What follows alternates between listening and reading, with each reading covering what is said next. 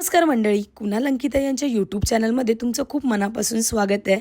आणि आज आम्ही निघालो होतो बोरिवली ईस्ट इथे असणाऱ्या त्रिमंदिरामध्ये. या मंदिरात तुम्हाला येण्यासाठी बोरिवली ईस्ट स्टेशनवरून तुम्हाला मिळेल 477 नावाची बस. त्या बसमध्ये बसल्यानंतर तुम्हाला ऋषीवन हे स्टॉप सांगितलं तर ही बस तुम्हाला त्रिमंदिरजवळ सोडते. बसमध्ये बसल्यानंतर डायरेक्ट तुम्हाला लास्ट स्टॉपलाच उतरायचं आहे. तिथेच हे आहे त्रिमंदिर. सुंदर मंदिर आहे, नक्की भेट द्या या मंदिराला एकदा तरी. मंदिराच्या मध्यभागी श्री भगवान श्रीमंदर स्वामींची 13 फूट उंच भव्य मूर्ती आहे. खूप प्रचंड देखणी अशी मूर्ती आहे श्री सिमंदर स्वामींची. आणि एका भागात शिवलिंग, पार्वती देवी, गणपती आणि हनुमानजी पण आहेत. बघू शकता तुम्ही, ते गणपती बाप्पा आहेत, शिवलिंग आहेत आणि मध्यभागी श्री सिमंदर स्वामी यांची सुंदर अशी मूर्ती आहे.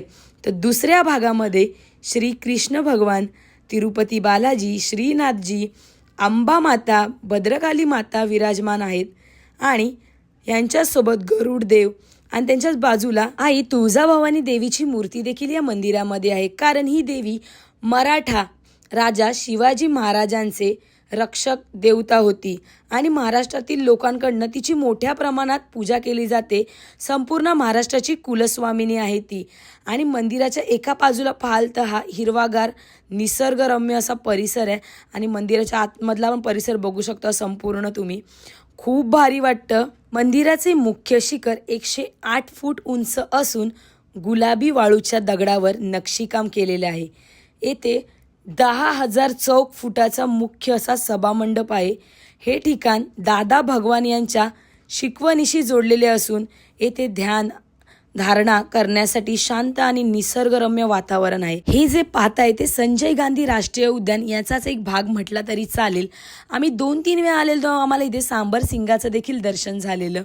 आणि इथे तुम्हाला नाश्ता करायचा असेल तर समोर उपहारगृह आहे, तिथे तुम्हाला प्युअर व्हेज असं सर्व नाश्ता मिळून जातो. मंदिराच्या दोन्ही टोकांना श्री पद्मनाथ स्वामी आणि साईबाबा यांची मूर्ती देखील आहे. मंदिराचा हा परिसर एकदम क्लीन आणि नीटनेटका असतो. बघू शकता इथे प्रचंड भाविक येतात मंदिरामध्ये दर्शनासाठी आणि खूप सुंदर प्रकारे मेंटेन केले. बघा इथे फुलझाडं देखील लावली आहेत, लहान मुलांना खेळण्यासाठी हत्ती देखील आहे. खूप भारी वाटते या मंदिरात गेल्यावर, मनाला एकदम शांतता वाटते. तुम्ही ध्यान देखील करू शकता या मंदिरामध्ये गेल्यानंतर. आणि एवढं सुंदर मंदिर आहे ना, तर नक्की कधी गेला तर या मंदिराला जाऊन भेट द्या. आपल्याला बसण्यासाठी देखील तिथे टेबल आहेत, खुर्च्या देखील आहेत. मस्त निवांत तुम्ही बसू शकता. आणि कधी आला तर या मंदिराला नक्की भेट द्या. आणि या मंदिरात तुम्हाला येण्यासाठी हीच आहे 477 नावाची बस, जी तुम्हाला या मंदिरात सोडते.